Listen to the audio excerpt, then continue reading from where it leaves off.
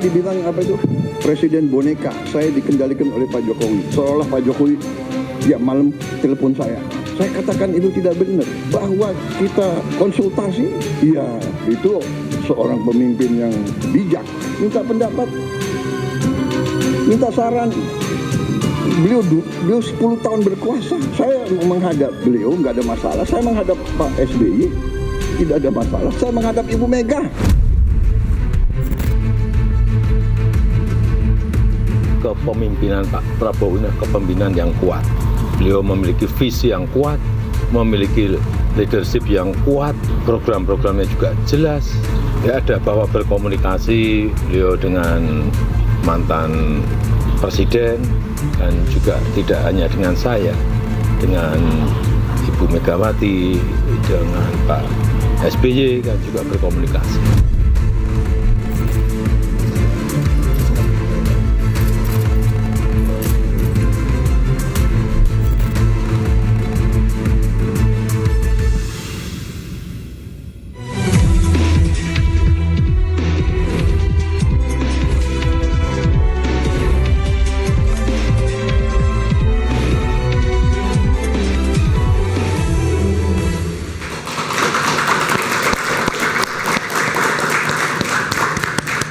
Meski sudah lengser dari kursi presiden, nama Joko Widodo belum lepas dari sorotan. Hubungan politik Presiden Prabowo dan Jokowi yang tampak erat turut menimbulkan beragam tudingan, mulai dari isu matahari kembar hingga presiden boneka. Presiden Prabowo tegas membantah.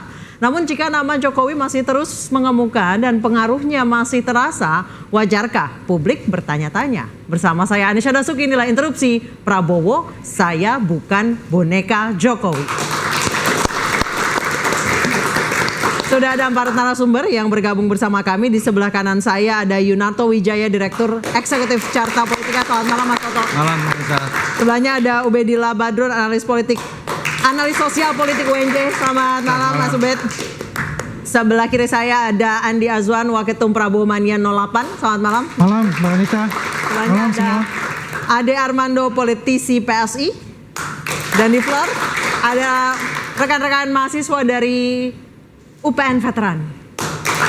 Jurusan Komunikasi dan Politik cocok dengan pembahasan malam hari ini. Saya ke Mas Ade. Kenapa sih Prabowo sering banget berkonsultasi dengan Pak Jokowi? Ya, saya pikir itu hal yang juga sangat normal ya. Bukankah memang Pak Prabowo itu merasa bahwa dia naik menjadi presiden itu antara lain karena dia bekerja sama dengan Pak Jokowi dan kemudian dengan Gibran. Bukan karena jasanya. Bukan karena jasanya, tapi kan gini, definisi jasa itu kan bisa macam-macam ya. Tapi kan gini, biar gimana pun semua orang tahulah kemenangan Prabowo yang signifikan itu, yang jauh di atas lawan-lawannya itu antara lain disebabkan karena para pendukung Jokowi di masa lalu sekarang mendukung Prabowo sebagian paling tidak. Salah satunya Mas Andi lah ya. Salah satu saya, Mas Andi. Yunarto ketawa. Masuk beliau pendukung Jokowi beliau. Iya, makanya kalau bajunya udah putih masalahnya. Tapi nggak geser.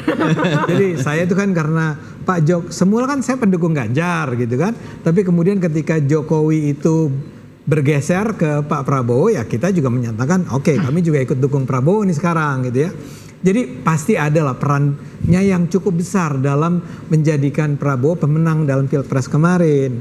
Dan menurut saya memang bayangin Prabowo itu 5 tahun dia berada di kabinetnya Pak Jokowi. Dia melihat tuh bagaimana Pak Jokowi itu memimpin pemerintahan kan.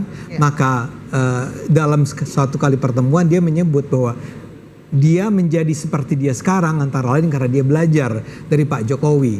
Nah sekarang pun jadi ketika dia mengatakan, kenapa sih apa-apa konsultasinya ke Pak Jokowi? Nggak percaya diri kah Pak Prabowo? Enggak dong, orang kayak Pak Prabowo nggak mungkin nggak percaya diri. Dia sangat percaya diri. Orang ini adalah orang yang sangat percaya diri.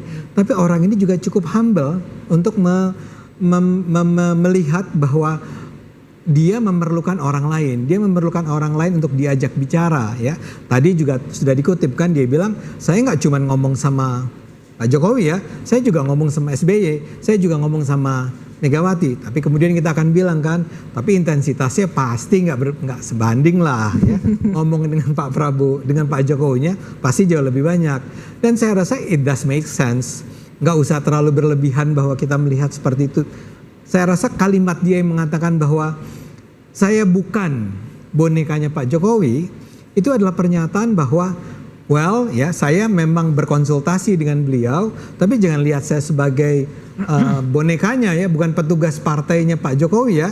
Saya adalah diri saya sendiri, dan saya rasa itu penting untuk disampaikan kepada publik,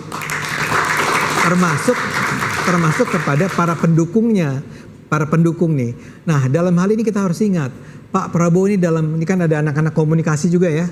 Itu kita mengenal ada konsep yang namanya direct communication. Ya. Ya, ada orang-orang yang memang kalau di Indonesia ini kali orang Sumatera, orang Sulawesi gitu ya, yang ngomong tuh langsung. Jadi kalau saya ingin menyampaikan sesuatu kepada orang lain, saya justru berharap orang itu jangan salah interpretasi atau tidak harus menginterpretasikan dulu apa yang saya katakan. Ketika saya ingin mengatakan bahwa saya bukan boneka, itu bukan karena saya marah atau karena saya nggak suka, tapi saya mau bilang, saya adalah diri saya sendiri ya. Saya bukan bonekanya Pak Jokowi. Oke, saya ke Mas Andi. Mas Andi, kalau Pak Jokowi tiba-tiba geser, ikutan geser juga nggak namanya? Maksudnya gimana? Geser Saya gimana? Pak Jokowi sudah nggak ke Pak Prabowo lagi. Namanya berubah lagi nggak? Saya rasa ya begini, kalau kita melihat ini, kenapa kita di Prabowo Mania ini mendukung Pak Prabowo? Sama, karena Pak Jokowi juga di sana gitu. Ya, tadi memang kita Jokowi Mania, kita bertransformasi. Jadi tegak lurusnya masih ke Pak Jokowi dong, bukan ke Nah, Pak Presiden. kita bicara begini, kalau kita bicara tentang Pak Jokowi ya, yang akhir-akhir ini sering dihujat dan sebagainya, kita wajib untuk membela beliau. Karena kita yakin dengan apa yang dia lakukan oleh beliau itu adalah sesuatu yang memang untuk negara, bukan untuk kepentingan pribadi beliau. Sebetulnya saya tertarik ini masalah boneka tadi, boneka Jokowi tadi. Ini penegasan beliau Pak Prabowo gitu. Bahwasanya beliau itu dia tuh mempunyai kekuatan sendiri. Dia secara exposure dia secara nasional dan internasional luar biasa. Ya. Ya diakui lah oleh semua negara juga. Dan ini juga sebenarnya menegaskan kepada pihak-pihak ya yang selalu ingin ya memisahkan beliau dengan Pak Jokowi ya. Ini the best deal. Ya. Dan Pak Jokowi itu juga mengatakan nggak selalu Pak Prabowo itu telepon beliau. Pak Jokowi itu telepon beliau tidak. Di mana diminta advice ya dia memberikan advice. Dia tidak ada unsur-unsur yang memberikan arahan A, B, C, D, nggak ada. Dan dia mengatakan juga Pak Prabowo itu kuat loh orangnya dan dia. Tapi kan minta saran. Kenapa? Tapi kan minta saran. Dia bukan hanya ke Pak Jokowi, minta saran ke Ibu Mega, minta saran ke Pak SBY. Itu hal yang nyata lah, karena kan sama-sama mantan presiden. Dan kita berharap sebetulnya mereka ini semua guyup ya. Duduklah satu meja misalnya gitu kan ya. Yang memikirkan masa depan Indonesia ke depan gitu loh. Jadi yang namanya yang hater gitu, yang ingin memecahkan persahabatan beliau ya dengan presiden-presiden yang lain itu dengan sendirinya akan rendah gitu. Oke. Hater atau memang benar? Apa tuh? Ada boneka-bonekaan ini. Iya, sebetulnya kan kalau kita coba melakukan penelaahan dari proses misalnya Ibu Mega ke Pak SBY, Pak SBY ke Pak Jokowi, Pak Jokowi ke Pak Prabowo. Pertanyaan simpelnya kan adalah kenapa sih isu matahari kembar ini ramenya baru sekarang? Apakah ada yang berbeda dari pergantian tongkat estafet kepemimpinan dari Jokowi ke Prabowo dibandingkan dengan yang sebelum-sebelumnya? Ya jelas ada. Karena yang namanya anaknya Ibu Mega tidak menjadi wapresnya Pak SBY. Anaknya Pak Jokowi, anaknya Pak SBY nggak pernah jadi wapresnya Pak Jokowi. Sehingga isu matahari kembar tidak ada. Dan boleh dilihat di belahan dunia manapun, mana yang keberlanjutan itu diartikan dengan titipan dari mantan presiden kepada presiden sudahnya. Ada atau tidak? Ada di Filipina. Ya. Dan tidak berakhir dengan baik. Artinya ketika kita berbicara mengenai matahari kembar, yang sebenarnya pertama kali kalau kita lihat secara eksplisit itu disebutkan oleh Pak SBY. Itu adalah niat baik. Bukan berbicara mengenai ingin misalkan besti, nggak ada besti dalam tata negara. Ini adalah berbicara mengenai menjaga konstitusi, bahwa dalam sistem presidensial bahkan yang namanya wapres itu hanya bisa kemudian mendapatkan penugasan kalau diberikan penugasan. Apalagi mantan presiden, dia tidak memiliki hak apapun secara konstitusional, terlepas mau tiap hari ngopi, besti, mesra dan lain-lain. Ini bermula dari sebuah kesalahan pemaknaan keberlanjutan yang akhirnya menjadi sebuah sejarah sah secara prosedural, tapi kita lihat akhirnya secara etika ini akhirnya menjadi beban buat presiden terpilih. Kasihan Pak Prabowo itu akhirnya harus berdebat, berbicara dalam pidatonya bukan mengklarifikasi tentang kekurangan MBG, bukan mengklarifikasi kekurangan atau kritik terkait Danantara, bukan mengklarifikasi mengenai kenapa Indonesia masuk BRICS tidak kemudian dalam posisi netral, tapi ngurusin saya sebatas bestie saja kok dengan Jokowi. Kira-kira seperti itu. Itu kan bahasanya dari teman-teman Jokowi atau Prabowo mania tadi ya. Nah, ini juga bermula dari sebuah pemahaman yang menurut saya harusnya dalam pemilu-pemilu ke depan tidak perlu terjadi lagi. Bahwa negara ini seakan-akan hanya ditentukan oleh tokoh-tokoh tertentu, termasuk pemilunya, termasuk kerja politik setelah pemilunya selesai. Bahwa stabilitas politik akan tercipta, program semua akan tercapai kalau Prabowo dengan Jokowi bestie. Alangkah baiknya bestinya ditambah lagi, ada SBY, ada Mega, nggak ada ceritanya. Dalam sejarah perbedaan pendapat, bahkan sampai dalam situasi yang bersifat konfliktual secara argumentatif, itulah warna demokrasi. Apakah di Amerika Serikat mereka menghabiskan waktu untuk bertemu terus-menerus ngopi? Enggak. Apakah Obama kemudian dengan Trump akur? Sangat tidak akur. Tapi dalam konteks prinsip, ini yang menurut saya seharusnya ya buat teman-teman ada di sebelah sini juga kemudian bisa belajar. Dalam contoh penamaan pun di Amerika nggak ada tuh yang namanya misalnya relawan pro Obama atau Obama mania. Biden mania misalnya. Ini sebuah pilihan yang saya hormati ya, tetapi ini adalah mindset ketika kita melihat politik dan pemilu itu ditentukan hanya pada tokoh tertentu, kita akan menghabiskan energi terlalu banyak di situ. Oke, saya ke Mas Ubed. Ya.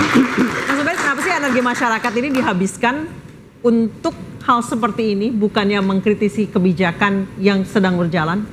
Saya kira Apa yang salah? Karena persepsi publik itu hadir karena peristiwa-peristiwa empirik yang dilakukan oleh aktor-aktor politik itu, termasuk yang dilakukan oleh Prabowo dan Jokowi misalnya. Sebetulnya tadi penjelasan dari Mas Ade dan Mas Andi itu membenarkan pandangan publik bahwa Prabowo memang ada kecenderungan atau dapat disebutkan sebagai presiden boneka. Oh ya? Iya, karena jelas tuh tadi kronologinya dijelaskan. Misalnya ini kan basisnya data, toh? Basisnya argumen-argumen empirik dan ilmiah. Di dalam sejarah demokrasi liberal sejak 2004 ketika pemilu SBY, itu selalu kontestasi itu dimenangkan oleh mereka yang memiliki financial capital yang besar dan social capital yang besar. SBY juga sesungguhnya tidak sepenuhnya sebagai presiden yang otentik. Sama, dia juga dipengaruhi oleh para pemilik modal. Lalu setelah SBY siapa? Jokowi juga sama. Dia menjadi presiden juga dipengaruhi oleh para pemilik modal. Karena itu narasi tentang presiden boneka selalu hadir. Zaman SBY, zaman Jokowi, apalagi sekarang zaman Prabowo. Jadi itu tidak bisa dihindari. Itu real liberal politik. Tetapi kadar kebonekaannya antara SBY, Jokowi dengan Prabowo berbeda-beda. Kan kalau dalam teori penjelasan tentang pemimpin boneka itu dipengaruhi oleh dua hal, yaitu pengaruh individu yang direct terhadap presiden itu, atau pengaruh kelompok, entitas yang memandu kerja-kerja presiden atau mempengaruhi atau mengintervensi kerja-kerja presiden. Dan itu terjadi dalam setiap episode. Nah, pertanyaannya adalah apakah fakta empirik itu bisa dibantah? Saya kira tidak. Riset menunjukkan dari banyak ilmuwan termasuk Irving Goffman yang kemudian menyimpulkan bahwa sebetulnya arena politik itu arena dramaturgi. Bahwa narasi Jokowi mengatakan tidak ada presiden boneka, sama juga dengan Prabowo dia mengatakan saya bukan presiden boneka. Itu sebenarnya narasi di panggung. Kan yang sebenarnya tahu mereka dan para peneliti tentang bagaimana kecenderungan kebijakan presiden itu, apakah dia authentic leader atau independen atau dia bukan authentic leader. Saya menyimpulkan sampai hari ini dengan data-data dari awal. Kalau Pak Prabowo yang mana? Ya, Authentic? Saya kira Prabowo. Jangan dijawab dulu, kita akan kembali saja.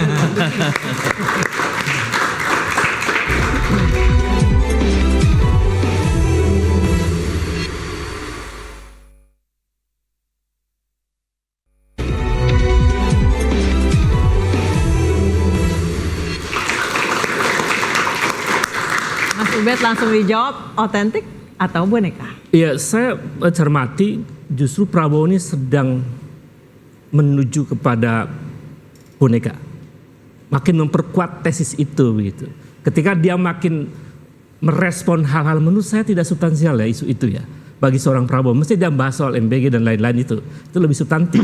Tapi kenapa dia merespon itu? Artinya kalau kita menggunakan logikanya Irving Goffman, realitasnya bisa sebalik. Berarti seharusnya hal-hal seperti itu tidak perlu direspon oleh seorang Tidak perlu presiden. direspon. Cuekin aja. Ya, biarkan publik menilai secara objektif. Mau bilang boneka, serah. Terserah. Kan Prabowo mesti fokus pada agenda-agendanya. Tapi karena responnya seperti itu, justru saya makin meyakini bahwa dia sedang terjebak dalam presiden kategori boneka itu. Nah, untuk lepas dari itu saya kira cara-cara lain mesti dilakukan. Tapi ternyata tidak gitu loh. Mas Ade silahkan tanggapi. Ya, saya nggak setuju karena memang sejak awal mindset saya tentang hubungan antara Prabowo dan Jokowi itu beda sama sekali ya. Saya sih melihat bahwa ya memang dalam hal ini kita harus akui pemerintahan Prabowo adalah semacam kelanjutan dari pemerintahan Jokowi. Ini dua orang yang tadi pakai istilah bestinya, dia mulai menjadi besti ketika Pak Jokowi ngajak. Tapi kata Mas Toto tadi tidak mengenal besti dalam konstitusi. Itu kata Pak Toto. Konstitusi masa kasta saya. Coba pasal mana? Iya. Masa ada pasal bahwa presiden adalah bestinya. Gak bisa lah. Cuman maksud saya gini, lihat sebelum ini kan selalu dari Megawati ke SBY. Ya. Musuhan. Ya. Gak musuhan, gak nitip anaknya mungkin karena ya. Musuhan dong Musuhan SBY lah. sama Megawati. Tidak nitip Sampai anaknya. sekarang kan Nggak, mungkin ya. termasuk nggak nitip anak Ya. gitu ya. Tapi dia musuhan lah berdua itu nggak mau ketemu.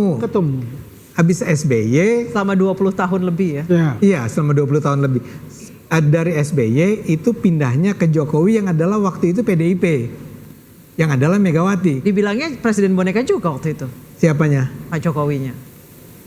Waktu itu dulu. Bonekanya Megawati. Iya. Oh iya. Ya itu gitu ya mungkin nggak tahu. Enggak lah. Nggak. Kan dia berantem sekarang.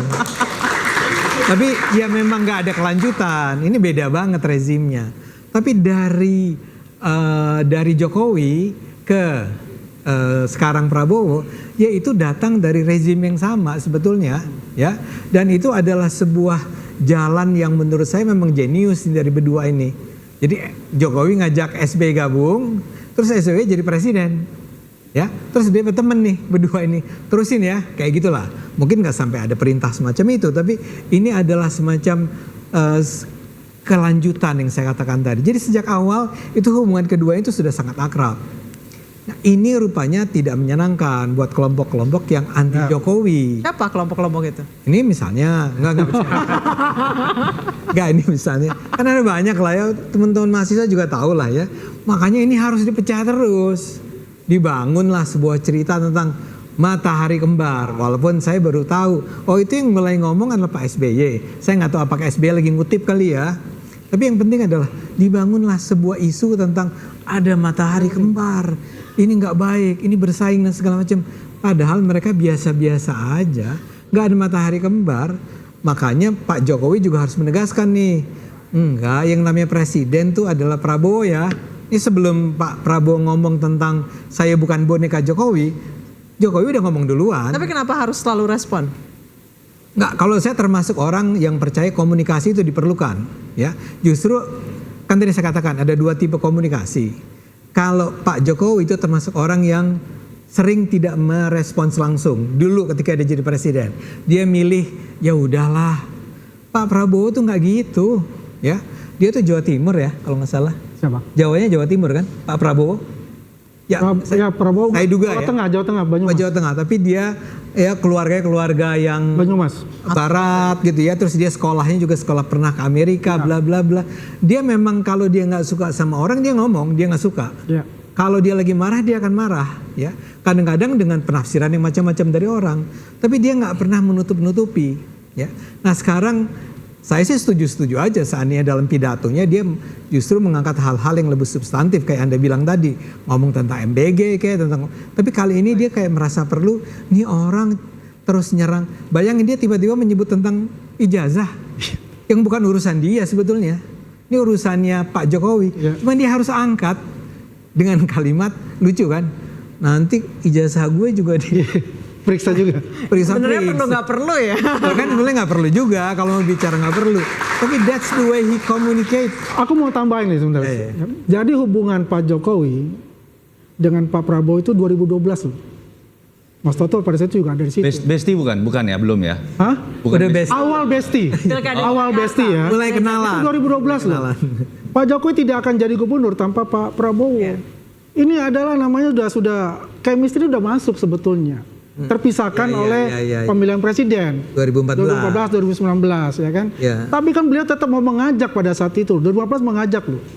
2019 baru kesampaian kan.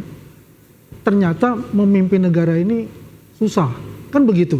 Karena beliau kan belajar dari Pak Jokowi.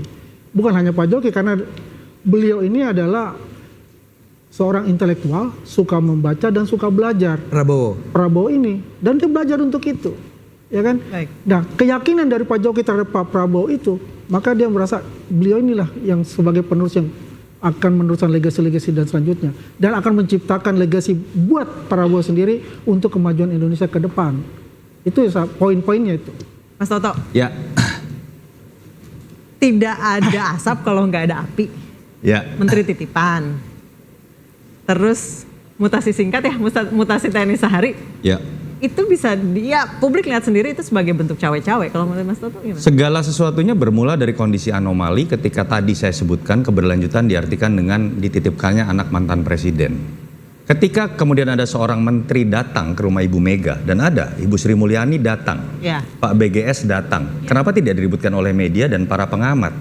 Karena tidak ada fondasi anomali yang terjadi dalam konteks yang saya sebutkan tadi. Dan ini sebuah konsekuensi dari tidak lazimnya sebuah rezim meneruskan apa yang disebut dengan keberlanjutan. Saya ingin masuk ke dalam konteks keberlanjutan yang tadi disebutkan oleh Bung Ade. Kalau kita bicara mengenai pendidikan politik, keberlanjutan ini jangan dibuktikan dengan seringnya Pak Prabowo ngopi atau silaturahmi kepada Pak Jokowi. Kita nggak pernah tahu kok di panggung belakang juga seperti apa. Apakah datang juga basa-basi ataukah kemudian konsultasi. Makanya saya nggak pernah bisa masuk pada analisis yang luar biasa dari Bung Andi, membaca isi hati dari Pak Prabowo sampai level besti dan lain-lain gitu ya. Tapi saya malah ingin bertanya, saya punya pendapat mungkin agak berbeda juga dengan Kang Ubed. Walaupun saya tahu nih yang namanya media, kalau kita ada dalam satu sisi berarti dianggap satu kubu nih. Tapi ada perbedaan juga gitu Kang Ubed ya. Kalau kita bicara mengenai program, saya melihat dan seharusnya para pendukung Pak Jokowi atau Pak Prabowo itu bisa menjelaskan dalam konteks program apa sih yang sudah terjadi dengan keberlanjutan. Bukan dengan konteks berbicara mengenai chemistry-nya sudah ada, sering ngopi dan lain-lain. Pertanyaan kritis lah misalnya. Bagaimana menjelaskan fokus kenaikan anggaran prioritas pada sektor tertentu itu berbeda sekali zaman Jokowi dengan zaman Pak Prabowo. Kenaikan tertinggi itu ada di pertahanan, kedua ketahanan pangan, lalu di bidang energi. Dan itu memang pemikiran khas Pak Prabowo kalau kita baca bukunya Paradoks Indonesia dan Solusinya yang tidak terjadi pada zaman Pak Jokowi. Infrastruktur itu malah turun sekitar 5% karena diserahkan kepada swasta. Apakah bisa dijelaskan juga oleh Bung Ade dan Bung Andi? Ketika berbicara mengenai kebijakan luar negeri dari seorang Prabowo yang tiba-tiba menempatkan Indonesia masuk dalam satu blok bernama BRICS. Apakah bisa dijelaskan bahwa Pak Jokowi dulu memiliki positioning yang sama dalam konteks kebijakan luar negeri? Ketika berbicara mengenai misalnya menempatkan investasi, apakah Pak Jokowi pernah memiliki sebuah konsep terkait dengan sovereign wealth fund seperti yang terjadi pada Danantara yang sekarang kemudian muncul dengan berbagai macam kontroversinya? Saya malah melihat Prabowo adalah pemimpin yang jelas memiliki pola pikir yang berbeda. Keautentikan Pak Prabowo tetap ada di situ. Jokowi is not Prabowo, Prabowo is not Jokowi. Tetapi ketika berbicara mengenai boneka, kritik saya berbeda. Bukan dalam konteks kritik menjadi boneka Jokowi. Kritik saya adalah ketika Pak Prabowo harusnya bisa memposisikan diri sebagai seorang jenderal, berani, tegas. Yang saya berharap tadinya bisa menjadi presiden pertama yang bisa menempatkan dirinya nggak lagi masuk dalam kritik terkait dengan tersandera oleh partai, kabinetnya tidak dagang sapi, koalisinya tidak dagang sapi, tapi yang kita lihat malah kemudian sebuah kompromi dalam kabinet koalisi terbesar yang menurut saya malah terjadi pada skala lebih ekstrim dibandingkan dengan presiden. Oke, jadi yang berarti keberlanjutan itu seharusnya adalah kebijakan, bukannya orang titipan. Betul. Oke, kita akan kembali saja tetap diinterupsi.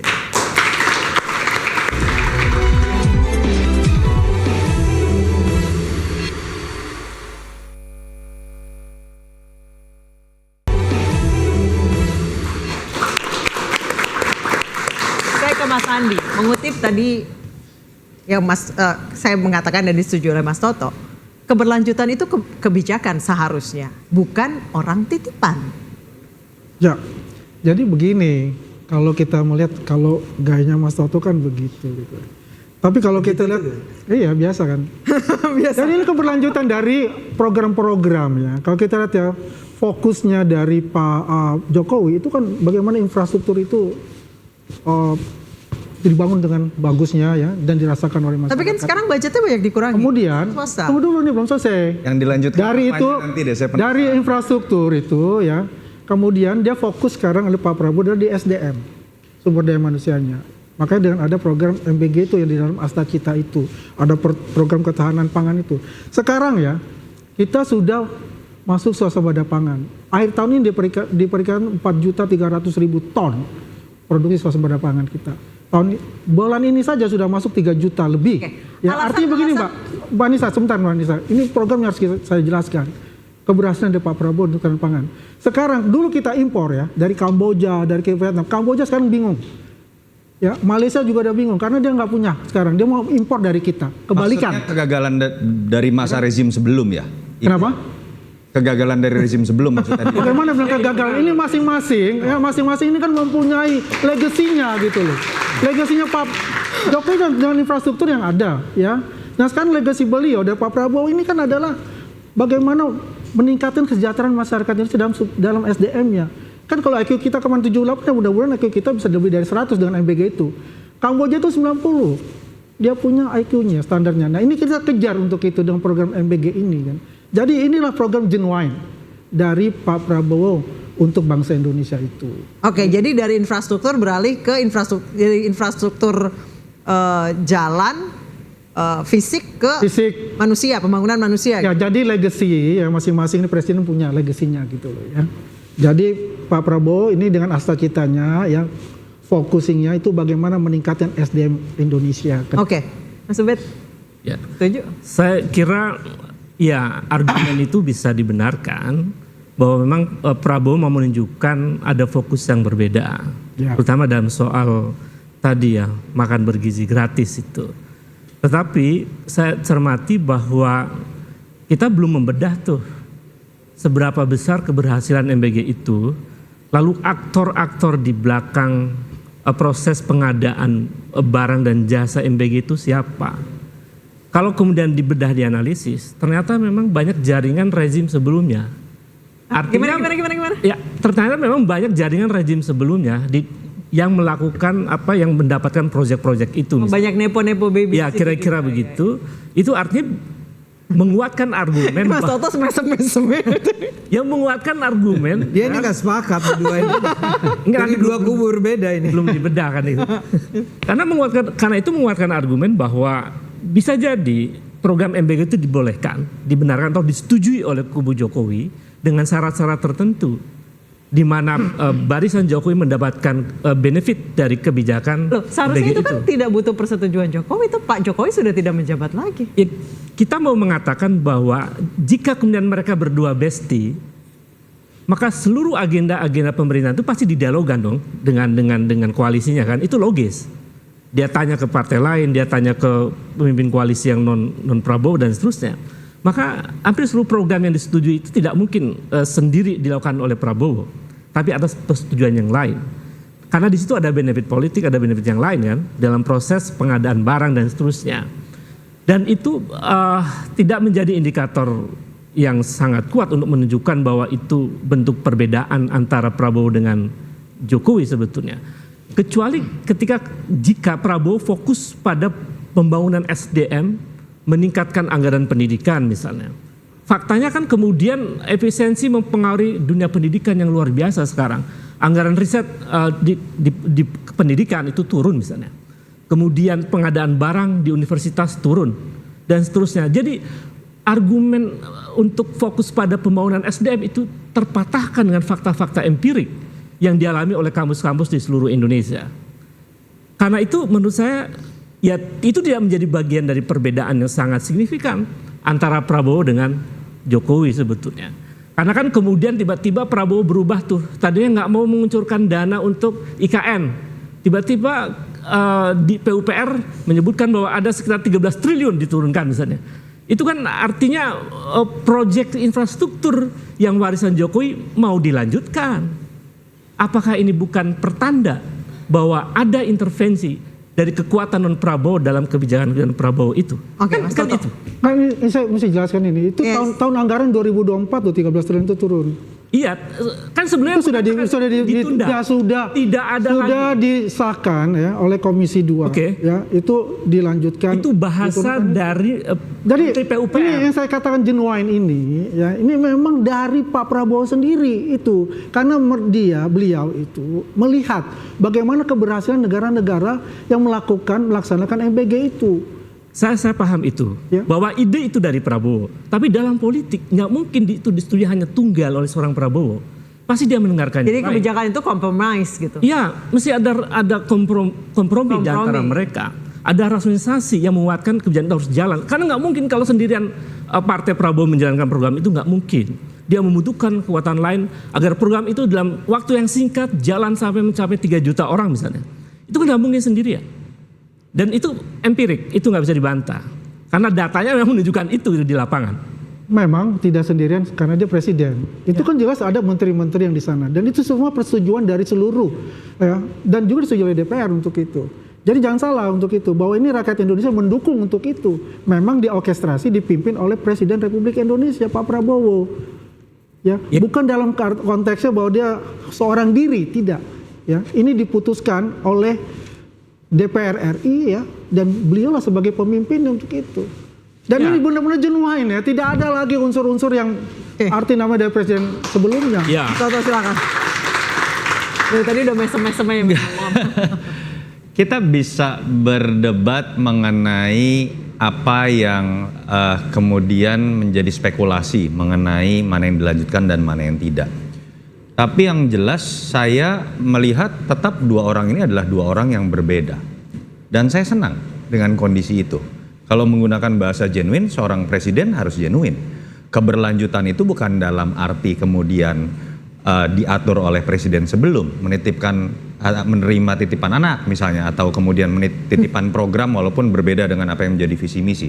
Dan kalau kita bicara hal yang paling mendasar deh 2014, apakah Mas Ade ingat Pak Jokowi dalam menyusun kabinetnya saat itu, dan bisa di browsing ya, Pak Jokowi menginginkan kabinet yang ramping. Dan itu didasarkan pada hasil riset. Yang terjadi pada Pak Prabowo adalah 180 derajat yang berbeda. Kabinet terbesar. Pak Jokowi dulu bahkan walaupun dilanggar sendiri oleh Jokowi, sempat membuat aturan tidak tertulis bahwa seharusnya pengurus parpol ketika sudah jadi menteri itu tidak boleh rangkap jabatan lagi. Satu kerjaan aja susah, apalagi 2. Yang terjadi pada Pak Prabowo situasi yang juga 180 derajat yang berbeda. Belum lagi ketika kita berbicara tadi pilihan kebijakan luar negeri, pilihan MBG yang kalau kita telaah ke belakang masuk ke dalam desain mengenai Indonesia Maju ala Jokowi itu tidak pernah ada. Nah artinya ya sudah, kita nggak usah gitu masuk ke dalam sebuah romantisme yang terlalu mendalam. Ini keberlanjutan Prabowo sama dengan Jokowi dan lain-lain. Fokus saja bahwa Pak Prabowo sudah punya kebijakannya sendiri dan itu bisa dipertanggungjawabkan. Dan poin paling penting menurut saya adalah kalau Pak Prabowo tidak ingin dianggap sebagai boneka, ketika sudah punya program-program yang katakanlah bagus, pro kepada rakyat, harus dieksekusi oleh orang-orang terbaik. Susun kabinet Anda dengan meritokrasi, bukan dengan logika bahwa harus bagi-bagi jabatan. Bahkan ketika tidak cukup porsi jabatan untuk dibagi karena jumlah partai yang di atas 80%, akhirnya ada jabatan baru. Ini fakta empirik yang kemudian kita lihat.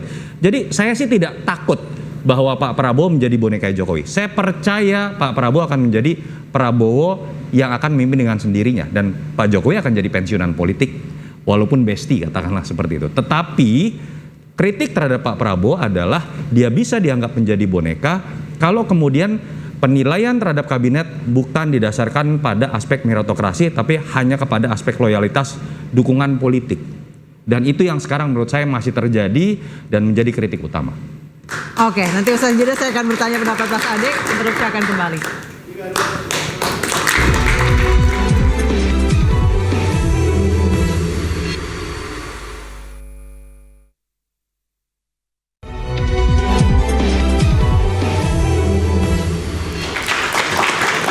Baik, saya langsung nanya ke Mas Ade, setuju dengan tadi Mas Toto? Nggak, saya justru senang karena dari penjelasan kubu anti Jokowi ini, kita sekarang menjadi melihat bahwa oh iya, jadi benar ya bahwa Prabowo itu nggak bisa dibilang sebagai bonekanya Jokowi karena dia melakukan langkah-langkah yang sebetulnya secara Tapi Jokowi masih berusaha cawe-cawe. nanti dulu, kan ini dulu dong, Oke. untuk menunjukkan menurut beliau ini, lihat saat ada 3 tadi yang disebut oleh Mas Narto kan, Mas Toto. 1 adalah energi, 2 adalah pangan. 1 lagi apa toh? 2 kalau saya ngomongnya. 3 energi. Oh, dia lebih tahu dibanding saya kalau saya ngomong. Energi, pangan, pertahanan ya. Itu kan Prabowo banget dia bilang. Itu artinya kalaupun mereka sering ngobrol berdua konsultasi, yang menentukan arah kebijakannya ya Pak Prabowo. Jokowi ini nggak cawe-cawe. Keberlanjutan di mana Mas Ade berarti? Nggak, keberlanjutannya adalah antara pemerintahan yang baru dan lama ini adalah datang dari sebetulnya rezim yang sama. Oh, karena ada Tapi- anaknya. Sebatas itu aja keberlanjutan. Enggak. Nah, di sini Oke. kelihatan nih Mas Toto punya ada kelicikan sedikit. Dia secara licik mengatakan bahwa menitipkan anak. Nggak menitipkan dong, Bro Toto. Bro pakai bahasa Bro Messi. kita ya. Karena begini, jelas dia dipilih itu. Semula kan kita tahu Prabowo tuh nggak milih Gibran, ya. Dan bahkan Jokowi juga selalu bilang, enggak, saya nggak ngajuin nama Gibran. Cuma semua survei waktu itu memang menunjukkan dari serangkaian nama wapres yang mungkin lagi itu menjadi wapresnya Pak Prabowo setelah Mahfud diambil kan, ya, diambil oleh Ganjar kan. Ya memang yang paling tinggi tingkat elektabilitasnya adalah Gibran. Jadi Itu Gibran tuh survei siapa itu? survei Data terakhir justru yang tinggi adalah Erick Thohir waktu itu. ya Waktu itu. ya ini kan dia menyebut Jadi- lembaga survei mana dulu ya. Iya. Kalau saya kan pegangannya SMRC. Ya. Kalau SMRC jelas Gibran itu tinggi suaranya, elektabilitasnya. Jadi ketika itu dipilih ya karena ini adalah orang yang paling mungkin menaikkan tingkat elektabilitasnya si Pak Prabowo. Jadi ya tentu aja kan cara tafsir kita bisa beda-beda. Menurut Mas Soto ini jelas Gibran muncul di sana karena dititipin Pak Jokowi datang tuh, tolonglah ini anak saya gitu kan. Nah saya rasa enggak gitu. Saya merasa bahwa Gibran memang dilihat sebagai ini calon wakil presiden yang akan menaikkan tingkat kemenangan saya. Dan terbukti ya, akhirnya menang dengan, menurut saya ya, dalam hitung-hitungan saya, dia menang karena Pak Prabowo menang antara peran Gibran. Jadi 1 ya. Kedua adalah yang tadi, program-programnya Pak Prabowo tidak bisa disebut sebagai sesuatu yang sekedar dititipkan oleh Pak Jokowi. Nggak beda sama sekali ya. Bahkan tadi Pak Mas Toto juga menyebut beberapa hal yang menunjukkan bahwa sebetulnya itu Jokowi itu jauh di luar. Dia cuma diajak ngobrol, ngopi-ngopi. Dia sampai bilang jam 1 malam apa ya. Walaupun saya agak bingung kenapa nelfonnya 1 malam ya. Apa tahun baru waktu itu kalau nggak salah. Nah cuma begitu. Tapi Pak Jokowi itu tidak campur tangan. Ya, jadi semua pihak yang selama ini membesar-besarkan bahwa Oke. Jokowi itu mengatur kehidupan Prabowo itu nonsense, bullshit. Mas Nggak Adi ada. silakan tambahkan. Ya, Ya, kalau ini setuju sekali apa yang dikatakan Bang Ade, itu kenyataan. Bukan halusinasi itu. Itu kenyataan. Karena Mas Gibran kan representatif dari anak muda. iya, itu juga. Coba bayangkan berapa pemilih anak muda sekarang. Dan anak muda seperti mereka ini mahasiswanya bangga loh mempunyai wakil presiden seumur mereka. Ya kan? Dan Agak ingat tuaan kita, dikit lah. ya agak tuaan Sama dikit. saya. Semua ya. 2030 kan kita udah mulai tuh untuk namanya demografi dividen itu, bonus demografik istilahnya lah kan. Ya kan? Sampai 2045. Makanya Pak di monolognya Pak Mas Gibran itu kan sudah kita harus siap-siap untuk itu. Nah, makanya untuk regenerasi ini pasangan luar biasa. Pak Prabowo ya senior dan ada anak muda di sini. Transformasi dari kepemimpinan, dia kan belajar banyak untuk itu. Terlepas 2029, siapapun itu yang maju ya silakan saja gitu. Yang penting sudah ada representatif anak muda di sini yang mampu secara capable untuk bisa menjadi pemimpin, itu sudah cukup luar biasa buat kita. Baik, saya ke Mas Ubed. Kalau ini jadinya Pak Jokowi seakan tidak mau kehilangan spotlight-nya. Berita baik ataupun buruk, tetap harus ada nama dia di pemberitaan. Mas Ubed melihat hal yang sama? Saya kira itu memang. Secara empirik di banyak peristiwa, dari menyusun kabinet, Prabowo datang ke rumahnya dan seterusnya ya. Saya menerima sespim di Polri Itu dan hal yang lain-lain. wajar tidak sih kalau berkonsultasi dengan presiden sebelumnya Kalau untuk menyusun kabinet? konsultasi itu wajar, tetapi intensitas konsultasi yang terlalu sering itu menjadi tidak wajar. Dan itu kan seringkali dipertontonkan oleh Prabowo untuk konsultasi dan seterusnya. Kemudian yang berikutnya saya kira yang tadi disebutkan bahwa ada 3 yang merupakan program genuine dari Prabowo, menurut saya kita jangan lupa Prabowo punya Astacita, Prabowo punya sekian puluh program prioritas. Jadi 3 itu dari sekian banyak program ya jauh lah.